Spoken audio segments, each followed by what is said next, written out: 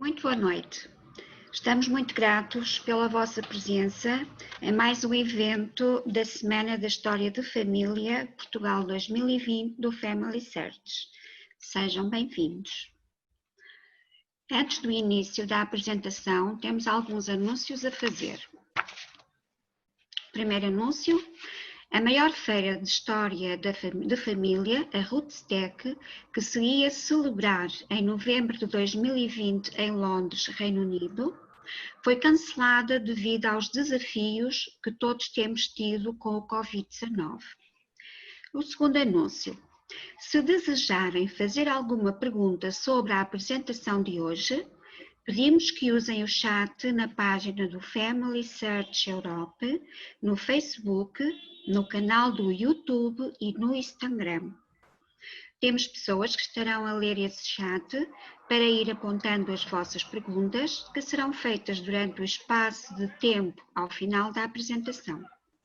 Pedimos que as vossas perguntas estejam sempre relacionadas com o tema da apresentação. A nossa oradora de hoje é a doutora Anabela Ribeiro.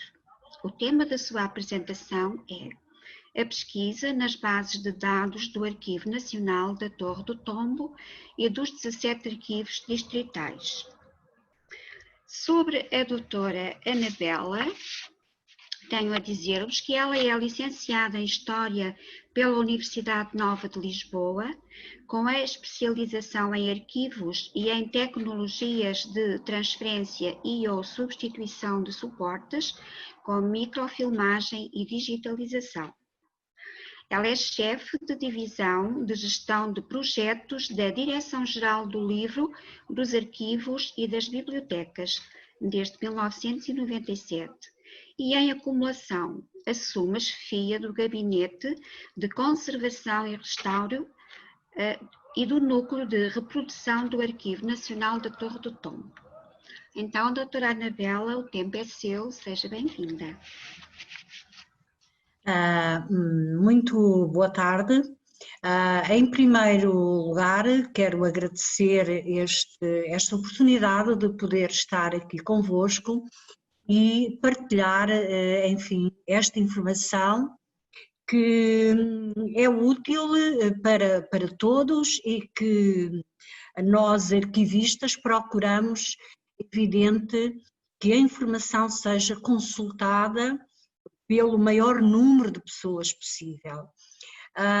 E para isso nós temos então uma base de dados e ficamos sempre na esperança que ela seja útil, que seja uma ferramenta amigável para as pessoas. Então, eu hoje ia falar-vos um bocadinho sobre a DGLab, portanto a Direção-Geral do Livro, Arquivos e Bibliotecas, e para isso eu queria partilhar, vou partilhar aqui o ecrã para vos falar um bocadinho da Direção-Geral do Livro, Arquivos e Bibliotecas. Ora, vou aqui então partilhar o ecrã e vamos, digamos que, começar por ver aqui, eu vou fazer aqui uma pesquisa no nosso site, digitarc.arquivos.pt. Não, digitar que só um segundo, por favor. Ora, isto estava onde? Estava aqui. Não, DGLab. Digitarc.arquivos. Desculpem só um segundo. Vou começar por aqui. DGLab.gov.pt. Pronto. Então, aqui temos o site principal da DGLab, que os senhores podem consultar, e depois, dentro deste site da DGLab, temos o quê? Temos o site, porque a DGLab tem a área dos arquivos e das bibliotecas, e hoje vamos falar apenas nos arquivos. Nos arquivos, e centrarmos em arquivos dglab.gov Este é o site inicial, onde fazemos uma apresentação e damos aqui algum destaque ao número de imagens que temos online. Entrando depois em arquivos.dglab.gov.pt, então estamos já no site dos arquivos. E o que é que nós aqui podemos encontrar? Se virem aqui neste separador, temos o quê? Temos a Rede Portuguesa de Arquivos, e da Rede Portuguesa de Arquivos fazem parte os arquivos nacionais, o arquivo histórico ultramarino, que ele está também equiparado a um arquivo nacional, mas mesmo assim nós destacamos aqui em separado, porque foi, digamos, é uma dependência relativamente recente da Direção-Geral do Livro, Arquivos e Bibliotecas, e depois temos os arquivos regionais. Então, aqui nos arquivos nacionais podem encontrar o site de cada um destes arquivos. Eu vou fazer primeiro esta apresentação genérica para depois entrar na pesquisa e falar um bocadinho mais sobre a pesquisa. Aqui temos o quê? O Arquivo Histórico Ultramarino, onde também vão encontrar o catálogo do Arquivo Histórico Ultramarino, e temos depois os arquivos regionais, mais conhecidos como os arquivos distritais, não é? Pronto. A última legislação é que vem, digamos, designá-los como arquivos regionais, devido também a esta descentralização, enfim. Nos arquivos distritais, o que é que nós temos? Temos então, encontram-se dependentes da Direção-Geral em todos os distritos, temos um arquivo, só não dependem de nós o quê? O Arquivo Distrital de Braga, que vem aqui em cima, o Arquivo da Universidade de Coimbra, o Arquivo Regional da Madeira e a Biblioteca Pública e Regional de Angra do Heroísmo. Portanto, digamos, no contexto nacional, os únicos arquivos que não dependem da Direção-Geral de Livros, Arquivos e Bibliotecas são estes 4. Contudo, em termos de apoio técnico, a Direção-Geral tem, digamos, competências e atribuições em matéria de apoio técnico a todos os arquivos da administração central do Estado. Depois, então, eu vou começar aqui a falar um bocadinho e vou entrar no site do Arquivo Nacional e temos aqui o site do Arquivo Nacional. E todos os arquivos têm o seu site. E no seu site têm o quê? O catálogo também. E esse catálogo, de alguma forma, está também ligado com os arquivos. Eu vou aqui mostrar ainda uma outra. É assim, portanto, os arquivos têm o seu site, que cada utilizador pode consultar individualmente. Contudo, nós temos outra forma de aceder aos arquivos através do Portal Português de Arquivos. E se os senhores consultarem aqui o Portal Português de Arquivos, vão então perceber que no Portal Português de Arquivos este é um agregador de informação de todos os catálogos. E se clicarem aqui Portugal, http portal.arquivos.pt, vão então parar a este portal, e neste portal o que é que encontram? Vão encontrar aqui os arquivos aderentes. Ora, então, temos aqui arquivos aderentes, temos 40 instituições que fazem parte aqui das instituições que aderiram a este serviço. E o que é suposto? Que o utilizador possa vir aqui ao portal, e este portal pretende o quê? Vamos supor que eu estou a fazer a pesquisa de um determinado tema. Ele vai a todos os sites das várias instituições fazer essa pesquisa e vai-me retornar esse resultado. Só que o que é que acontece? isto seria, digamos, o sítio ideal que eu recomendaria para fazerem as pesquisas através do portal de arquivos. Só que temos aqui um pequeno problema neste momento, porque o portal só recolhe informação de registros que estejam absolutamente normalizados. E o que acontece é que muitas vezes, até por erros de digitação, há campos, ou até omissão, há campos que são os considerados obrigatórios pelo portal que não são preenchidos. E quando não são preenchidos, ou se há um erro, este agregador já não os vai buscar.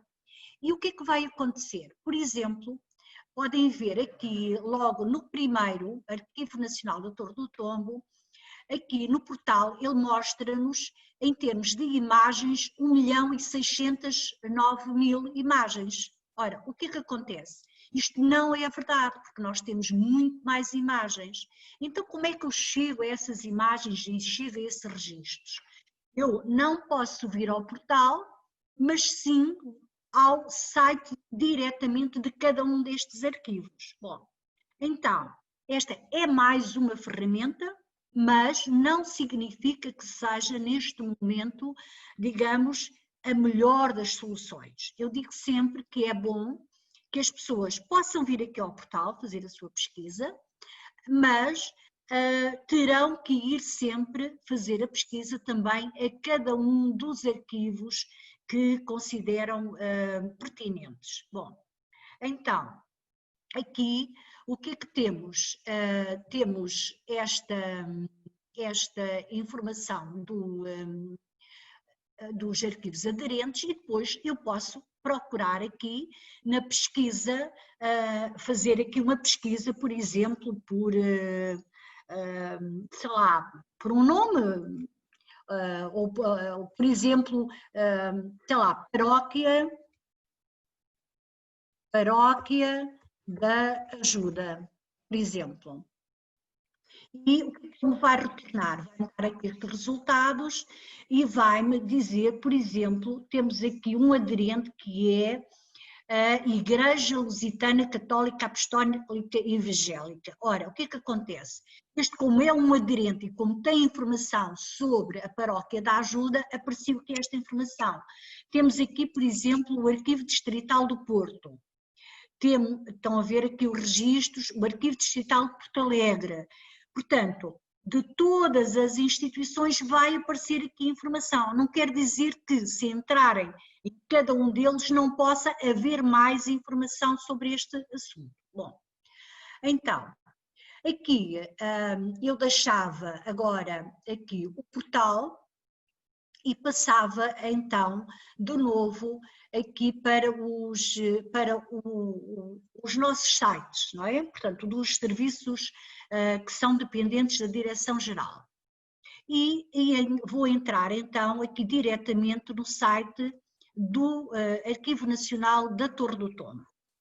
Neste site do Arquivo Nacional da Torre do Tombo temos aqui o quê? Temos aqui a possibilidade então pesquisar na Torre do Tombo. Temos aqui e temos pesquisar na base de dados. É isso que nós pretendemos. Evidente que isto que eu vou fazer para a Torre do Tombo, a estrutura é igual para todos os serviços dependentes. Todos têm o site, todos têm o catálogo. A base de dados é a mesma, nós estamos a trabalhar com uma base que é o Digitarc, e a forma de pesquisa é exatamente igual em todos. Os serviços que eu vou mostrar em termos de pesquisa, vou entrar no site da Torre do Tombo, mas podia entrar no site de qualquer um dos arquivos. Bom, então vou pesquisar na base de dados e aqui no exemplo da Torre do Tombo, temos o quê? Temos aqui base de dados, mas depois existe uma outra informação que os arquivistas também disponibilizam por vezes catálogos em PDF, alguma outra informação que considerem relevante, e vou dar aqui então o exemplo já. Estamos então neste momento na base de dados a partir da qual se fazem o quê? os pedidos de pesquisa simples, pesquisa avançada, onde podem encontrar destaques, e nestes destaques são, ao fim e ao cabo, são pequenas exposições que nós selecionamos com alguns temas para mostrar alguma documentação agregada por temas. E depois temos uma coisa também que é muito importante, que tem a ver com os serviços em linha. Aqui, estes serviços em linha são o quê? São, digamos, o sítio onde cada um dos utilizadores podem vir e registar-se aqui, vão entrar aqui e vão registar-se. A partir do momento que se registam, podem fazer então o quê? Fazer pedido de reserva de documentos para consulta presencial e neste momento que estamos agora todos a atravessar, temos uma situação que é nós só estamos a atender pedidos de reservas antecipadas de consulta, não é? Porque temos que limitar os lugares da sala, enfim. Depois, temos aqui também os pedidos de pesquisa e reprodução. Aqui, entrando, então, vão encontrar um conjunto de formulários onde vão indicar o documento que pretendem ver reproduzido, se pretendem uma certidão, se é uma cópia simples, enfim, todo um conjunto de informações normais que é habitual em qualquer site preencher quando estamos a adquirir algo. Fazendo o pedido aqui através deste serviço, depois o que é que vai acontecer? O serviço vai remeter um orçamento para, portanto, para cada pessoa que fez o pedido e vão poder também efetuar o pagamento. Neste momento eu não sei se está muita gente presente de vários pontos do mundo, mas este é um serviço que tem sido muito útil para pessoas que estão fora do continente europeu, até porque vem facilitar muito o pagamento dos serviços. E, portanto, tem sido muito útil também desse ponto de vista, porque vem reduzir muito tempo, evitar transferências bancárias, etc.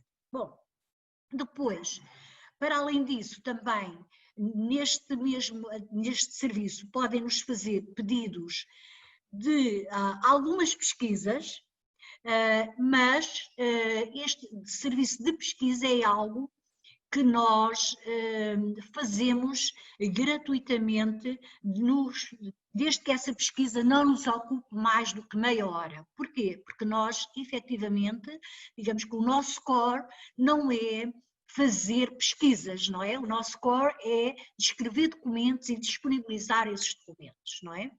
Mas quando alguém que está longe, que tem alguns dados já e que nos pode fornecer para nós localizarmos o documento pretendido, é evidente que nós fazemos isso.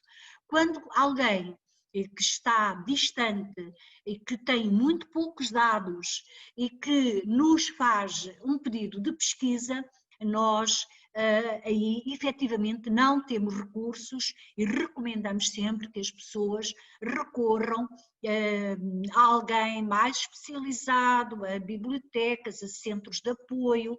Sabemos que os centros de história familiar têm ajudado muita gente até a orientar mais nas pesquisas e tudo isso, e quando chegam até nós já trazem mais referências aos documentos. Bom, então,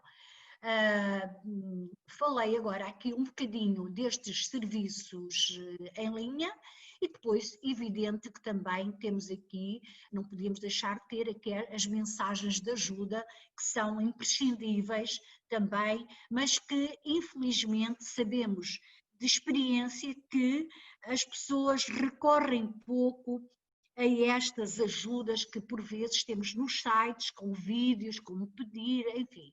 Encontram aqui, digamos, um conjunto de vídeos que explicam quanto é que custa, aquelas perguntas mais frequentes que as pessoas querem saber e que muitas vezes as preocupa, de como posso pedir um documento, como posso pagar, isto é gratuito, não, enfim, aquelas perguntas que, bom. Então, depois, portanto, esta estrutura é a mesma de todos os arquivos, de todos os serviços dependentes e, portanto, no sentido de facilitar, logicamente. Então, começando na pesquisa simples, nós temos aqui, esta é uma pesquisa virada para aquelas pessoas que não sabem muito ainda, não sabem como pedir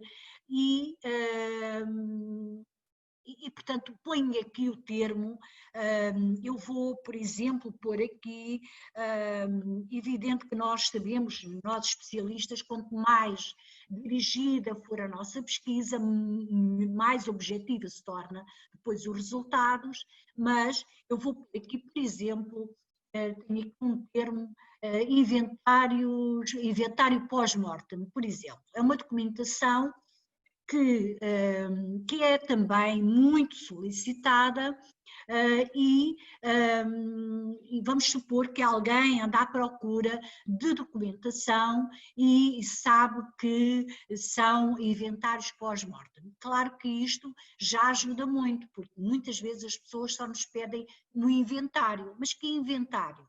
Bom, então, colocando aqui o termo, o que é que nós vamos ter? Vamos parar aqui a um conjunto de informações que é muito vasto, não é? Bom, então, mas se, por exemplo, eu puser inventário pós-mortem e disser, bom, eu só quero consultar documentos que tenham imagens, aqui eu posso fazer a pesquisa, ponho ali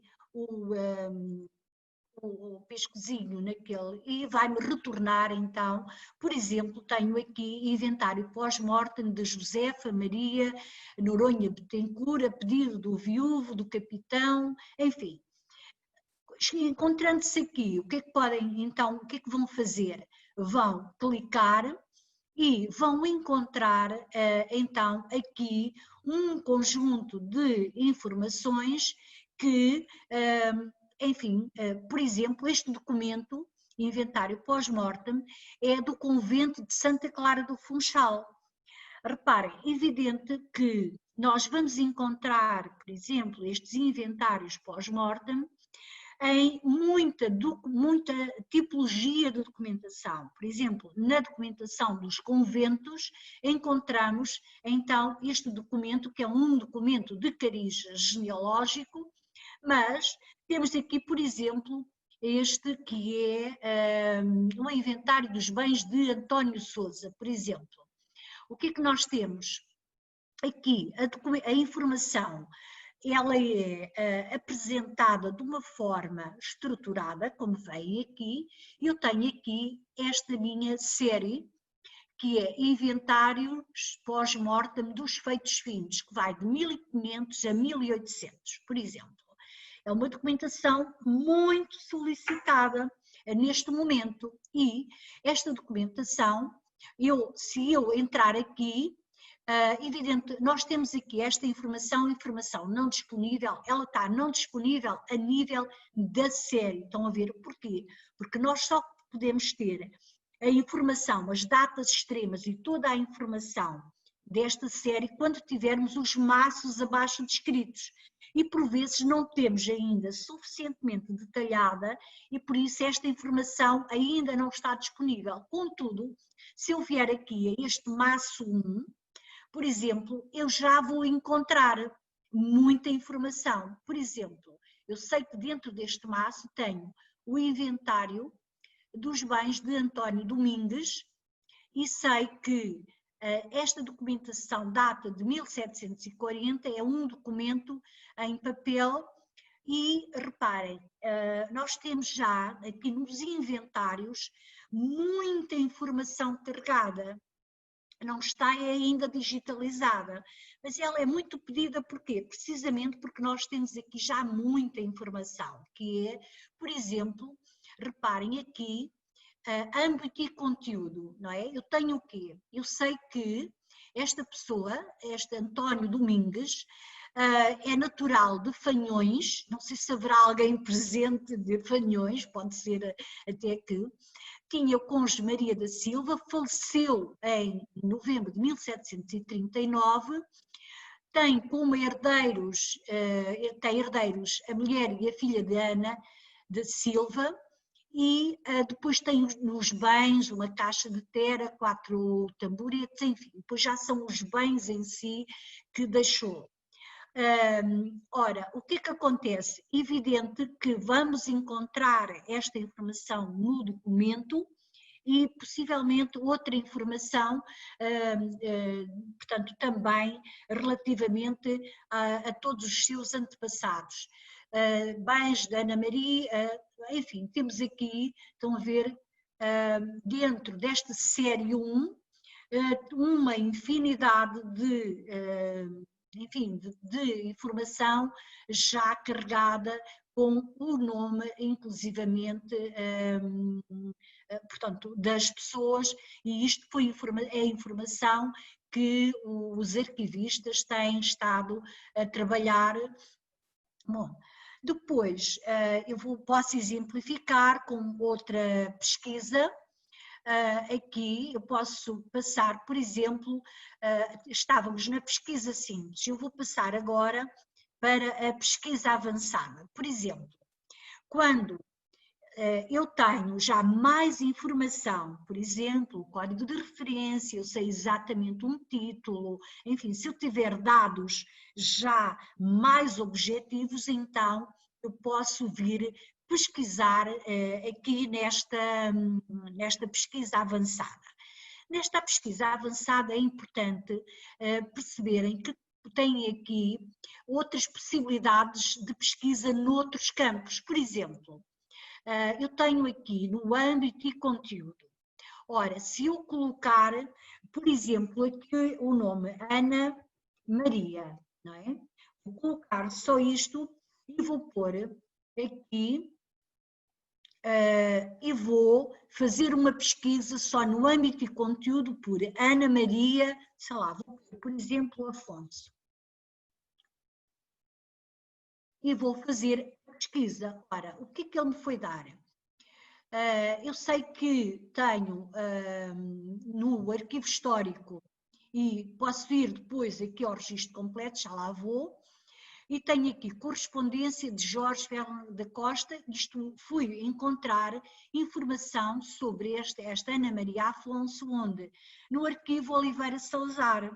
Ora, o que é que, portanto, é demasiado, digamos, eu não estou a dirigir isto aos registros paroquiais, não estou a dirigir nada, estou a fazer, é demasiado vasto eu colocar só um nome.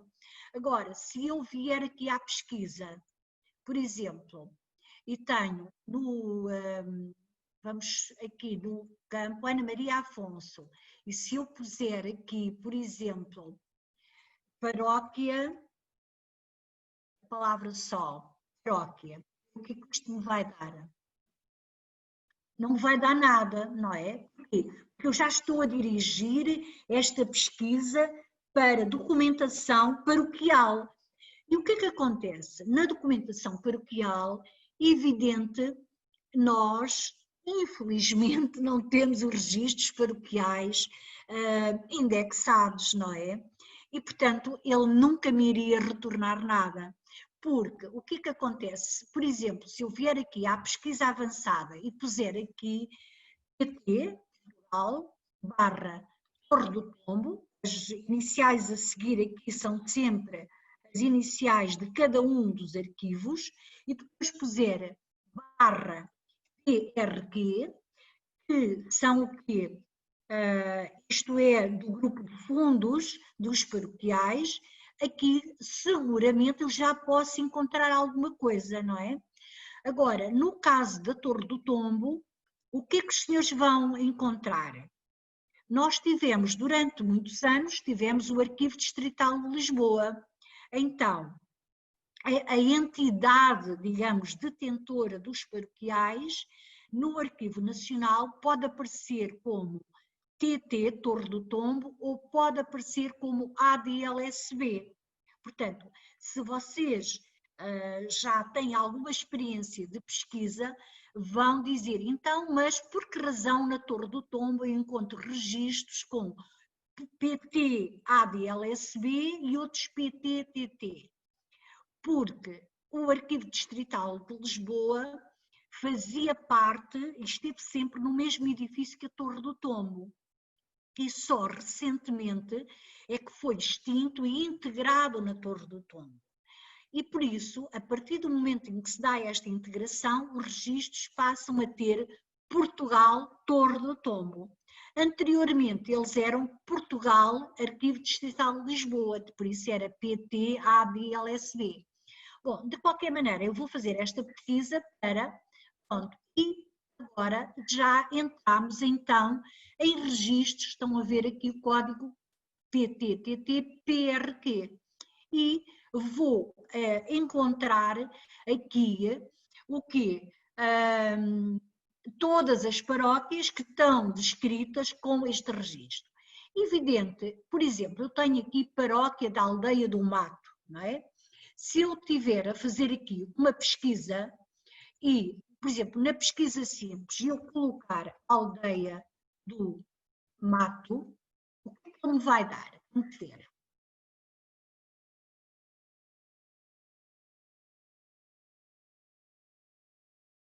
Então, agora não me está a devolver porquê. E eu, propositadamente, não montei um PowerPoint. Porquê? Porque eu queria fazer esta pesquisa convosco. Pronto, então, eu fiz uma pesquisa sobre a Aldeia do Mato, reparem, não é? O que é que ele me foi buscar? Foi-me buscar tudo o que existe sobre a Aldeia do Mato. Evidente, isto não é agradável para quem pesquisa. Porquê? Porque vai encontrar muita informação. De qualquer forma, reparem, eu encontrei na mesma a paróquia da Aldeia do Mato, agora. Mas tenho aqui registro de óbito de Ana da Nave, por exemplo. Isto já é um registro da 10ª Conservatória do Registro Civil de Lisboa. Ora, então, o que é que vai acontecer? Eu vou, estão a ver, como a Aldeia do Mato vai-me retornar tudo. Ora, livro de registro de batismos, agora eu vou ter que perceber se efetivamente estes livros são estes de registros. Temos aqui a paróquia da Aldeia do Mato. Entro na paróquia e o que é que eu tenho? Eu tenho aqui, este é o fundo, que é a paróquia da Aldeia do Mato. Esta paróquia, e eu tenho que, arquivisticamente, eu tenho que descrever a paróquia primeiro para poder depois contextualizar os registros de batismos, casamentos, óbitos e mistos. Ora, o que é que acontece? Os senhores vão aqui encontrar a informação relativamente à paróquia e depois vão encontrar, então, debaixo de cada uma das séries documentais, os respectivos livros. O que é que acontece? Evidente que nós sabemos que o site da Family Search é um site mais amigável, mas está estruturado de uma outra forma. E o que é que vai acontecer? Evidente que ele vai remeter-vos para estas imagens que são disponibilizadas por nós aqui. Por exemplo, se pretenderem consultar este livro de batismos, vão encontrá-lo seguramente no site da Family e possivelmente vão, se o quiserem consultar o livro, vão entrar no nosso site e então têm o livro aqui disponível. Este exemplo que temos aqui é uma digitalização a partir de microfilme e depois podem navegar aqui. Evidente que o que é que vão encontrar vão encontrar aqui diferentes tipos de imagens, porque nós temos imagens digitalizadas a partir de microfilme, e evidente que em termos de qualidade são sempre de menor qualidade do que aquelas que resultam de projetos de digitalização direta. Aqui neste site depois vão navegar aqui, é o que eu digo em termos de browser, enfim, é aquilo que nós temos neste momento.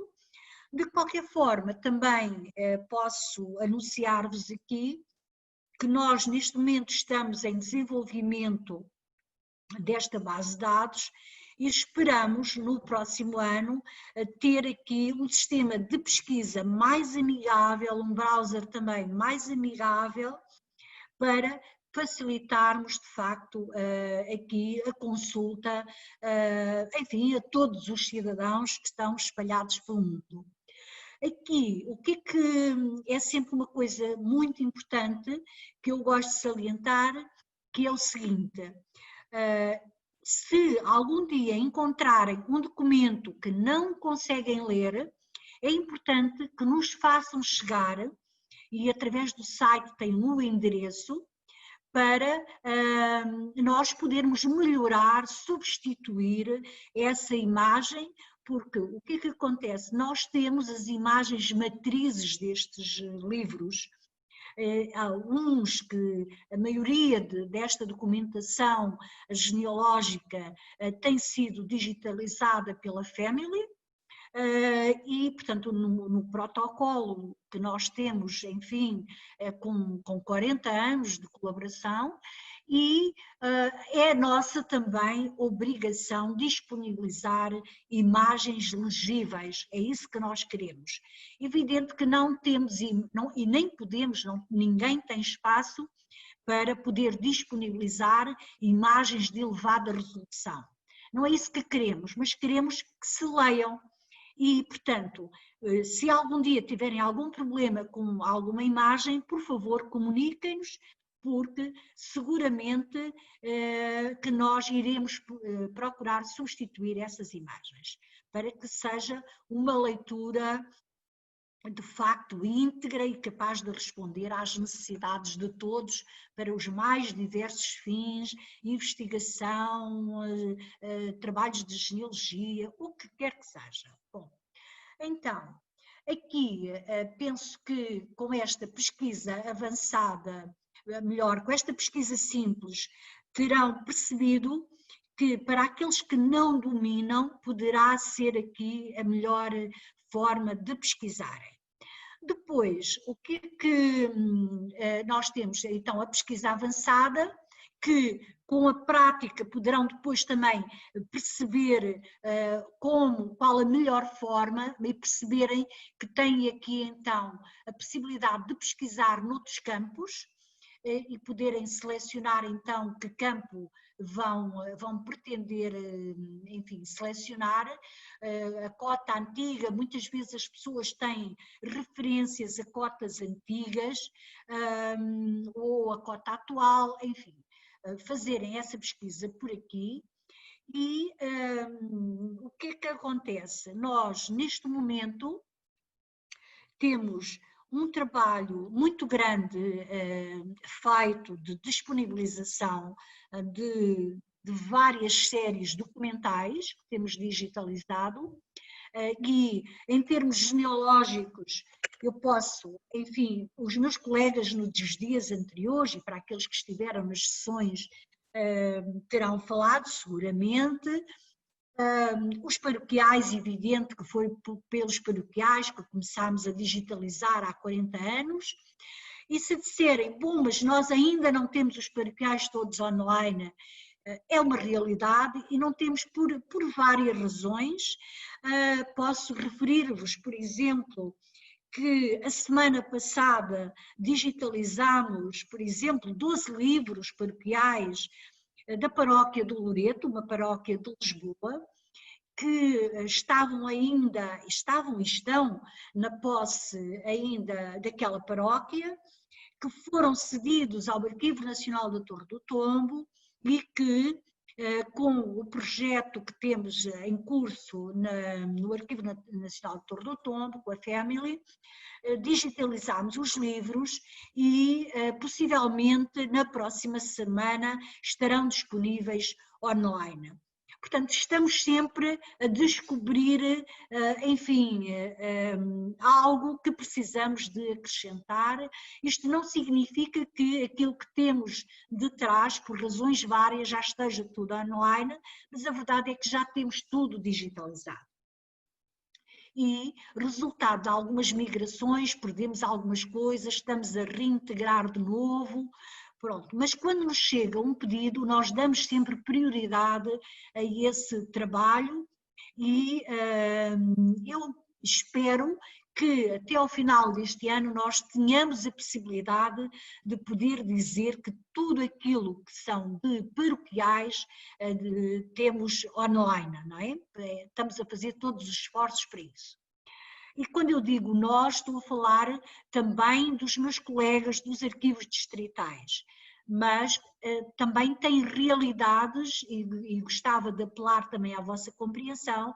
Porquê? Porque temos realidades muito diferentes. Temos arquivos com 2 ou 3 pessoas, temos arquivos com um bocadinho mais, mas o contexto também, então, neste momento, não é muito fácil para nós, porque os recursos são poucos. Ora, então, para vos falar um pouco, para além dos paroquiais, nós temos vindo a digitalizar muita outra documentação. Posso dar-vos aqui algumas referências, como as habilitações, por exemplo, das ordens militares, também era uma documentação muito pedida, as genealogias manuscritas, a documentação que incorporámos recentemente das conservatórias, dispensas matrimoniais, sumários matrimoniais, enfim, muita documentação, mas nós estamos, eu digo, o Arquivo Nacional da Torre do Tombo tem mais de 100 quilómetros de documentação, não é? E, portanto, o que é que acontece? Nós temos documentação que vem, enfim, que tem... Dê-me só um minuto para eu mudar aqui. Estava aqui o meu sinal de bateria. Ora, nós temos então muita documentação e eu, para vos dar um exemplo, ainda esta semana, por exemplo, encontramos documentação da Companhia de Transportes Marítimos, ou melhor também conhecida como a Companhia Nacional de Navegação, por exemplo, com séries documentais importantíssimas para a genealogia, com listas dos tripulantes, dos viajantes, enfim. Então, por exemplo, estes inventários pós-mortem, os inventários obrigatórios também é outra série que eu posso fazer aqui uma pesquisa. Por exemplo, posso ir aqui à pesquisa simples, inventário, temos os obrigatórios e temos os facultativos.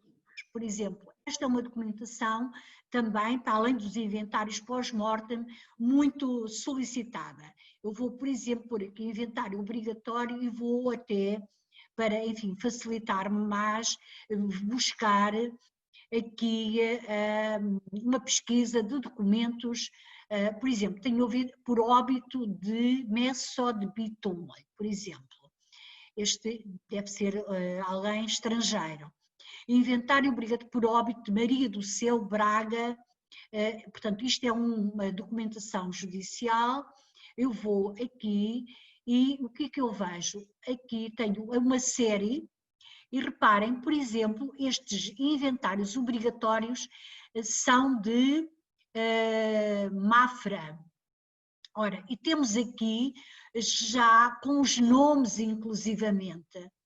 Por exemplo, este inventário é de Vicente Ferreira e temos depois aqui o quê? Um processo em papel, mas ele aqui não me retornou documentos com, eu queria ver este aqui por acaso não tinha imagens, mas estão a ver aqui a infinidade de nomes, sei lá, vou buscar aqui este António João,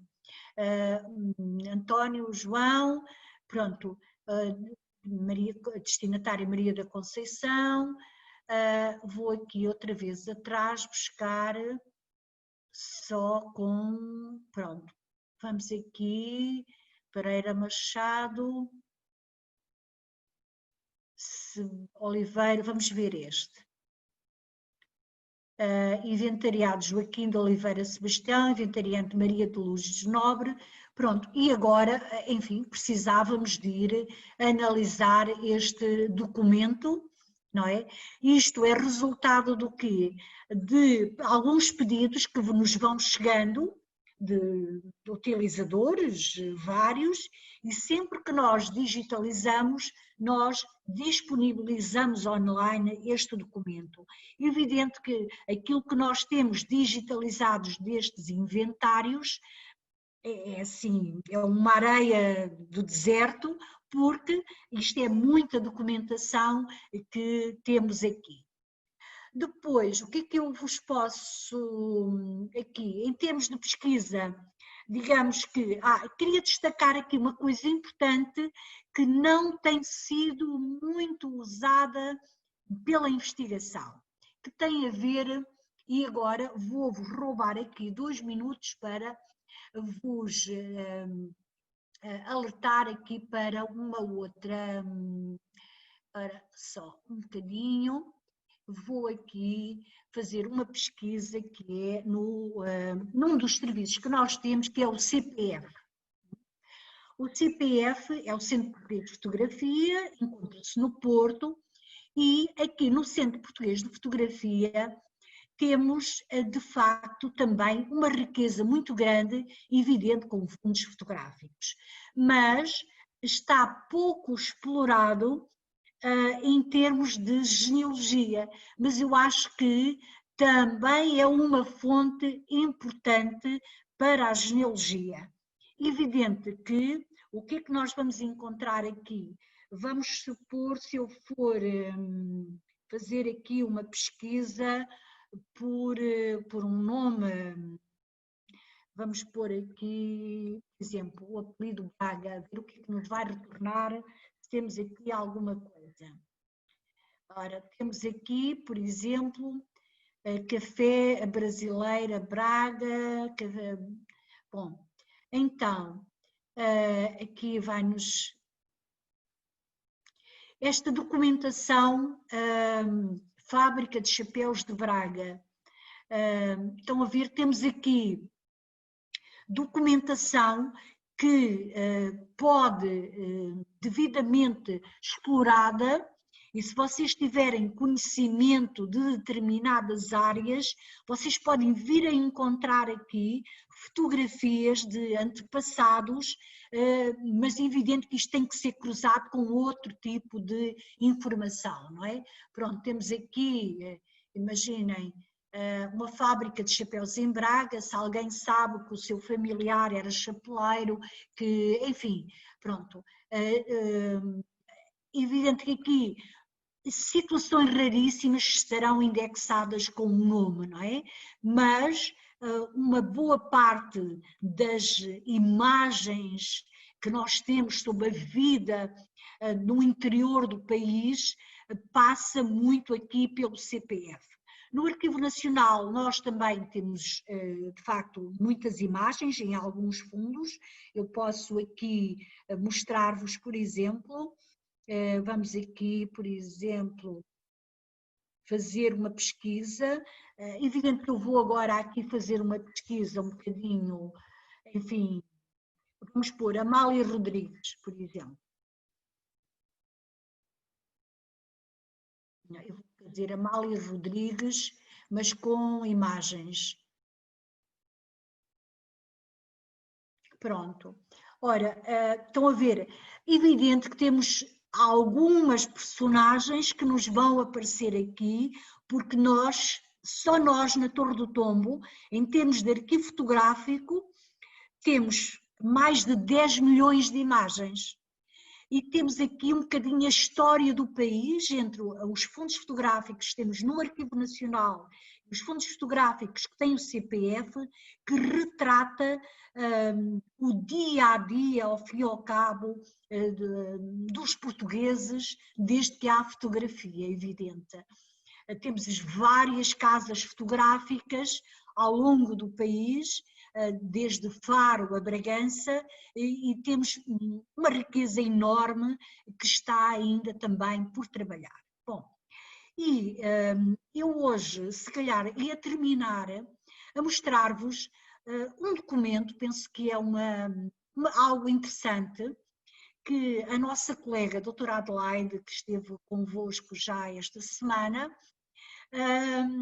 hoje me trouxe ao gabinete e que eu vou partilhar convosco este documento, que é muito interessante, que é, ora, deixem-me só ir buscar aqui ao meu ambiente de trabalho, que é, ora, muito bem, onde é que ele está? Estou. Não é aqui. Então, só um segundo.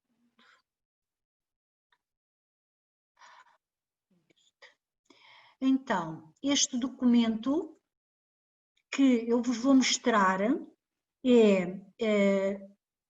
o requerimento de passaporte e temos aqui também a carta de chamada portanto, um senhor que estava no Brasil e que fazem o requerimento de passaporte para a sua esposa e os filhos, temos aqui inclusivamente a fotografia, e aqui temos a carta de chamada, diz Santos, 1 de julho de 1918, minha querida mulher, Maria Delfina, em primeiro de tudo desejo-te saúde e os nossos queridos filhos, pois eu fico bem de saúde. Bom, estão a ver, é assim como é emocionante esta carta de chamada do marido para a mulher, para que se preparasse para ir para o Brasil e a pedir que informe, que apanhe o primeiro paquete e que informe quando chega, e depois temos então aqui já o requerimento de passaporte com devida autorização. Bom, esta é a documentação que neste momento estamos a começar a digitalizar, mas que é de uma riqueza enorme, muito também solicitada, e este documento que estão a ver já constou numa exposição, vai constar também de uma outra exposição do qual nós fazemos parte num projeto europeu, e esta documentação sobre a imigração, sobre a genealogia, é algo também que faz parte do património europeu, dos tesouros digitais. Eu digo que são do mundo, não são só europeus, não é? Porque, enfim, somos cidadãos do mundo, não é? E esta informação serve-nos a todos, não é? Para, enfim, conhecermos as nossas raízes, conhecermos a nós próprios, e por isso, enfim, terminava esta minha, enfim, breve apresentação com este documento. E estou à vossa disposição para, enfim, todas as questões que queiram colocar.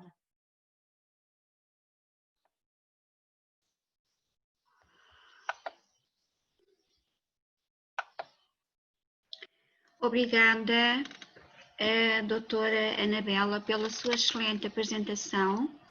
Ela foi muito esclarecedora e estamos certos que a todos vai enriquecer. Temos agora algumas questões que que nos foram colocadas, às quais vamos solicitar que nos responda. Então, como primeira, só um momentinho.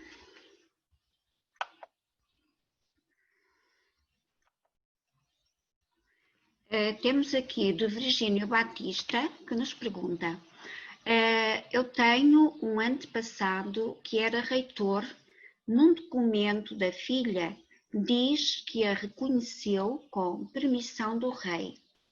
Onde posso encontrar essa mercê? É uma mercê, não é? Bom, sim. Então, pode encontrar possivelmente esse documento. Houve nós chamamos fundo, não é? Pronto. Que nós digitalizamos também, em colaboração com a FEMI, que são o Registro Geral de Mercês, não é? Então, no Registro Geral de Mercês, pode encontrar essa informação.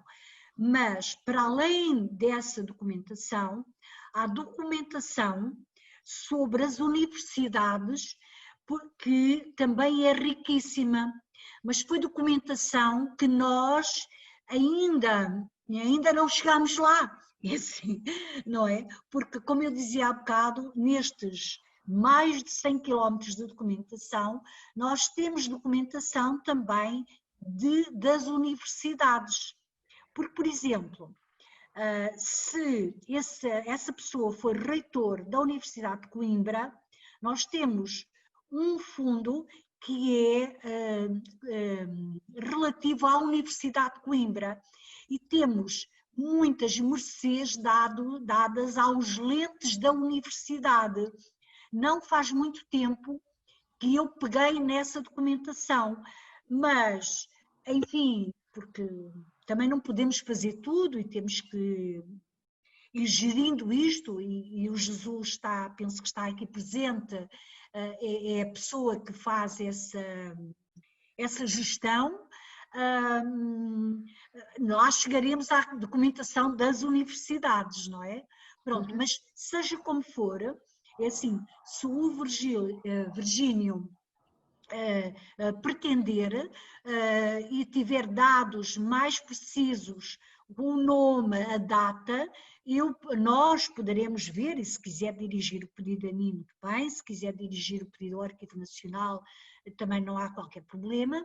Nós podemos tentar e dizer, olha, vamos fazer uma pesquisa dentro daquela dita meia hora e se encontrarmos esse documento, evidente que lhe mandamos a referência e depois o Virgínio decide se efetivamente pretende uma reprodução, se quer vir consultar o documento, se tem alguém em Lisboa que queira ir à Torre do Tombo ver o documento e pedir a reprodução só depois. Enfim, estamos abertos a ajudar a fazer essa pesquisa, independentemente de, enfim, não sabemos quando é que vamos conseguir ter toda essa documentação também disponível, não é? Muito obrigada.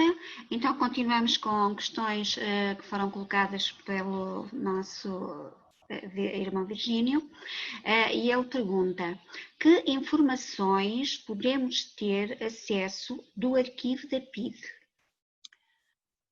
Muita informação do arquivo da PIDE. Então, o arquivo da PIDE é outra fonte, porque se fizerem uma pesquisa em Registro Geral de Presos, por exemplo, é uma outra fonte que também é importante para a genealogia, não é?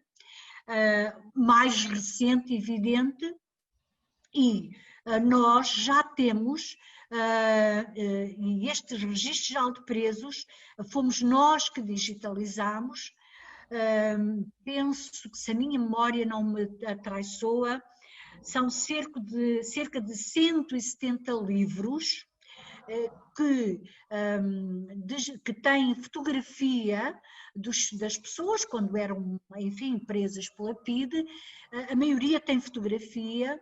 E nesse Registro Geral de Presos tem os dados biográficos, as vezes que a pessoa foi presa, algumas vezes o motivo, não é? Porque muitas vezes as pessoas eram presas apenas para averiguações, para interrogatórios, enfim.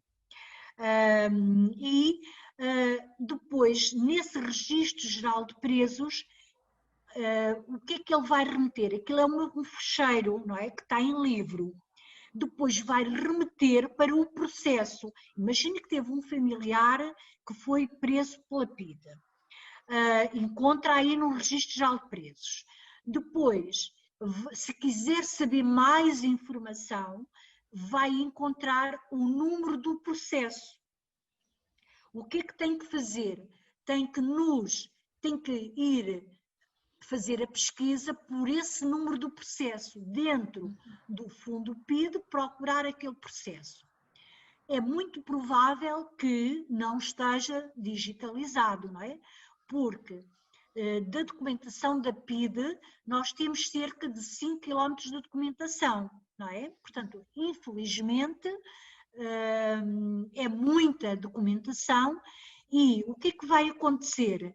Vai ter que nos pedir ou ir consultar aquele processo e pronto, pode-nos pedir reprodução. O que é que vai acontecer? Se nos pedir reprodução, se aquela documentação já tiver cumprido o período de reservas de comunicabilidade dos 40 anos, o que é que nós vamos fazer? Vamos digitalizar e vamos disponibilizar, não é?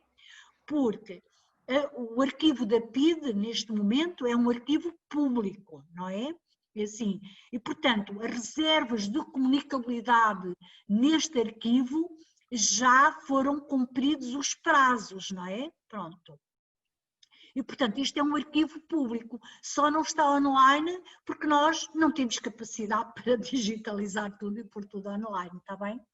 Ok, obrigada. Então, outra questão. Quantas imagens têm disponíveis online o Arquivo Nacional e os distritos em conjunto?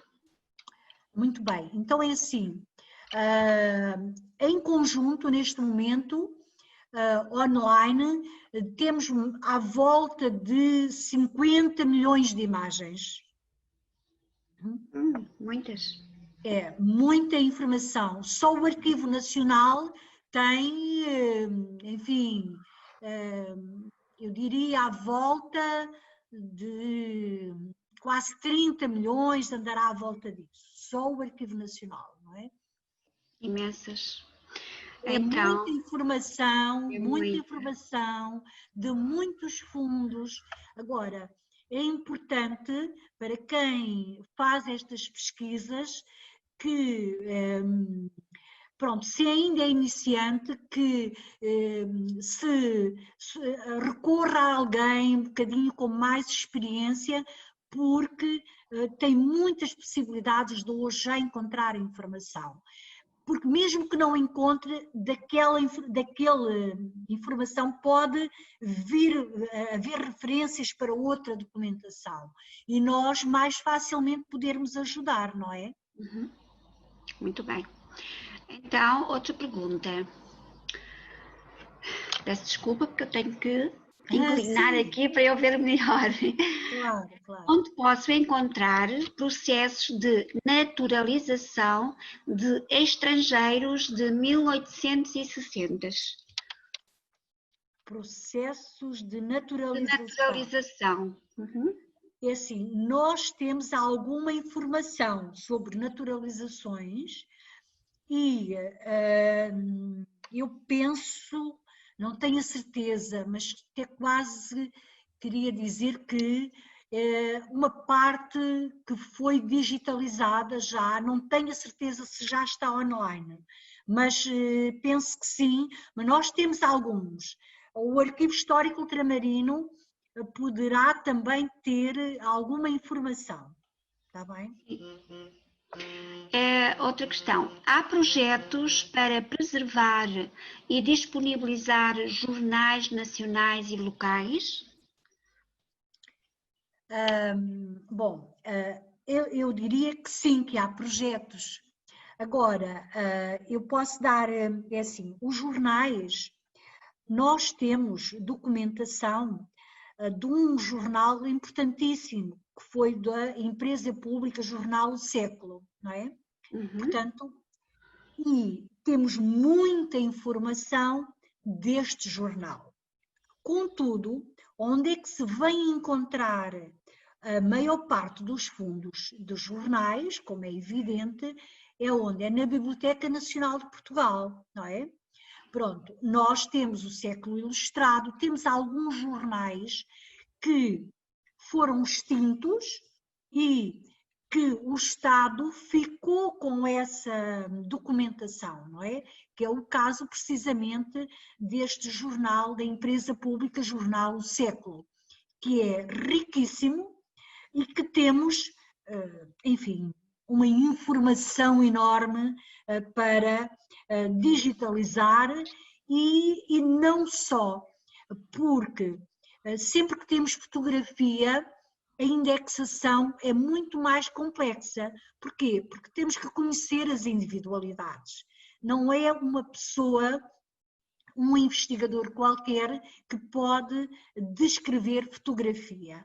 Porque se eu tenho uma fotografia, vamos supor, do primeiro presidente da República, mas se eu não o conhecer, eu não vou saber que aquela fotografia que está ali, que é de Manuel Arriaga, e depois temos a seguir do Teófilo Braga. Portanto, eu tenho que ter uma grande cultura em torno da imagética para conseguir indexar, descrever, não é?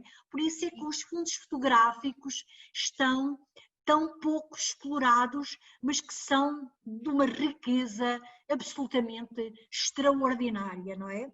Eu própria sou neta de gente que emigrou. Os meus avós foram para a África, tenho família para o Brasil, tenho um pouco de família por todo o mundo. E uma coisa que eu ainda não consegui encontrar, por exemplo, dizem, bom, então a Anabela já conseguiu encontrar todos os seus antepassados. Não, não consegui.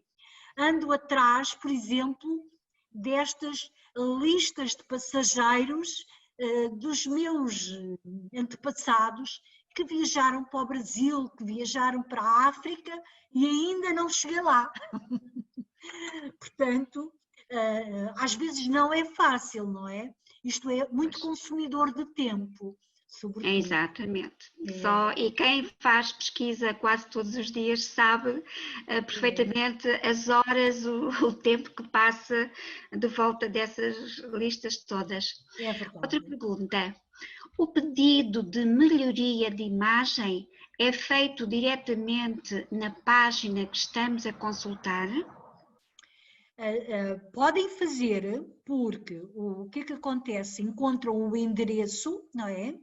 E o que é que vai acontecer? Evidente, esse é um serviço que neste momento está comigo, não é? Bom, então os meus colegas que fazem a gestão da página, sempre que entra uma mensagem dessa natureza, por exemplo, é encaminhada para o meu serviço, não é? E eu tenho pessoas que estão encarregadas de fazer essa substituição, não é? E assim, portanto, como, sei lá, por exemplo, um pedido de certidão é encaminhado para o serviço respectivo, temos os vários serviços que, vamos supor que alguém encontrou um documento e verificou um erro, por exemplo. Agradecemos todos esses contributos, porque se nos fizerem chegar, olha, vocês digitaram mal o nome de Betancourt, por exemplo, não é? E não estávamos a encontrar porque vocês tinham um erro. É importante que nos façam chegar, porque o que é que acontece? Nós também não temos capacidade de encontrar todos esses erros. E as pessoas, às vezes, ao longo da sua investigação, dão conta até de uma imagem, imagino, cortada, que a gente, ao integrar os sistemas eletrónicos, traem-nos, não é? E às vezes cortam-nos imagens e que nós não conseguimos perceber, só quando alguém diz, mas afinal o documento tem, há imagens que aparecem metade negras. O sistema não avisa, não é? Portanto, é bom que se faça, que haja comunicação para poderem corrigir esses erros, não é? Isso, exatamente. Agora temos aqui de Mário Fonseca, que nos diz o seguinte: primeiro de tudo, parabéns pelo excelente trabalho da Torre do Tombo na preservação e disponibilização de todos esses documentos históricos. Fiquei feliz por saber que o acervo não é estatístico e podemos participar indicando registros que podem ser melhorados. Agora, vai pôr então a questão dele. Só um momentinho para eu chegar aqui, conseguir ler. Ele diz, relativamente à indicação de pedido de melhoria de imagem, é pedida diretamente na página que estamos a consultar, acabou de responder a esta questão. Agora, outra questão também do mesmo. Diz, em pesquisas que fiz nos últimos anos, consultei vários arquivos e hemerotecas no Brasil e é frequente encontrar documentos em formato PDF que têm o seu conteúdo pesquisável, como jornais, por exemplo. A Torre do Tombo já tem documentos assim ou estão a trabalhar nisso? Muito bem. Ora, essa é uma questão que é importante e em primeiro agradecer as palavras e segundo também obrigado por esta questão que coloca e que, enfim, eu não vou aqui, evidente, entrar em detalhes técnicos, mas uma vez que colocou essa questão, assim poderei também esclarecer. Então, o que é que acontece? Nós não produzimos PDFs porque o que é que acontece? Um PDF, para estarmos a produzir PDFs de cada um dos documentos que nós possuímos, isso obrigava-nos a um outro mecanismo e como é que eu vou explicar? Por exemplo, a maior parte dos documentos que nós temos são documentos com uma dimensão muito grande para nós estarmos a produzir PDFs. Dar-lhe um exemplo.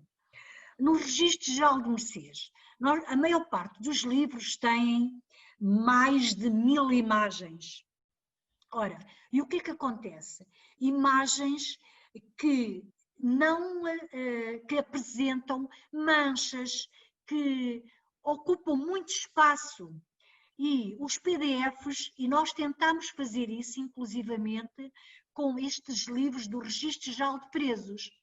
E tínhamos muitas vezes livros com uma dimensão tão grande e fizemos isso e testámos isso com muitos utilizadores. Só que gerávamos, para a informação ter leitura e ter qualidade, gerávamos documentos muito pesados. E o que é que acontecia? As pessoas não conseguiam ler. Quer dizer, não era ler, não conseguiam, era descarregá-los. E em termos da rede, isso dava um entupimento do número os acessos ficavam demasiado lentos para todos. Para ter uma ideia, nós em 2019 tivemos, em termos de acessos web, cerca de 5 milhões de pessoas a consultarem-nos em 145 países. Ora, o que é que acontece? As velocidades de rede não são iguais em todo o mundo. E se eu colocar PDFs, vamos supor, um livro de batismos em média é capaz de andar nas 200 imagens em média. E em termos de informação, pode não ser muito. Se eu tivesse aquela informação digitada, está a ver? eu podia produzir um PDF pacificamente. Só que eu tenho, estas imagens são um facsimile do original. Quando eu vou produzir um PDF de um livro de batismos, ele vai-me parar seguramente à volta de um fecheiro com 1 GB. Eu não posso pôr online um fecheiro com 1 GB. Porquê? Porque a maior parte dos utilizadores não consegue descarregar um fecheiro com 1 GB. Não é? E, portanto, isso neste momento, no futuro, vamos ver como é que tudo evolui, as velocidades de rede. Dar o exemplo, o Brasil, nós em média por imagem, estamos na ordem dos 300 a 500 capas por imagem. Na realidade brasileira, e sabemos que, digamos, o segundo país que mais nos visita é o Brasil, o que é que acontece? Tivemos muitas reclamações, porque há muitos pontos do Brasil que têm dificuldades em descarregar uma imagem com 500 capa. E agora, e no início, quando começámos a disponibilizar, até tínhamos imagens levezinhas, com 150, 200 capas. Era bom, descarregava-se bem, só que não se lia. Perdia qualidade. Aumentámos. Mas não podemos estar a produzir PDFs neste momento, porque isso era retirar a possibilidade de acesso a um grande número de pessoas. Evidente, se tivéssemos todos a realidade que temos nos países europeus, aí podíamos ponderar isso. Mas neste momento também temos que pensar em todas essas pessoas que estão, enfim, noutros continentes e que têm outras realidades. Por exemplo, na Amazónia, consultam-nos muito da Amazónia e muitas vezes temos que fornecer até imagens para as universidades, porque eles não conseguem sequer ter internet, não é? Então é um bocadinho isto. Mas no futuro, quem sabe nós podemos avançar.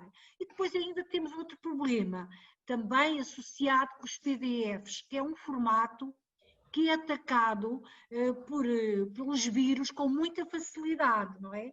Em termos de segurança informática, o PDF também não é, neste momento, digamos, o formato mais recomendado, não é?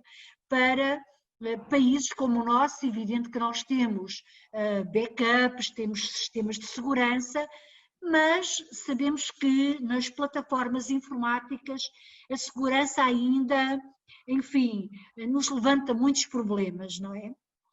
Sim, tenho um esclarecimento aqui a fazer. Aquelas questões que eu li, como sendo todas do Virgínio, não eram do Virgínio. Foi ele que as colocou, mas eram da Adília Maria. Pronto, muito bem. Peço desculpa. Não faz mal. Temos aqui ainda mais.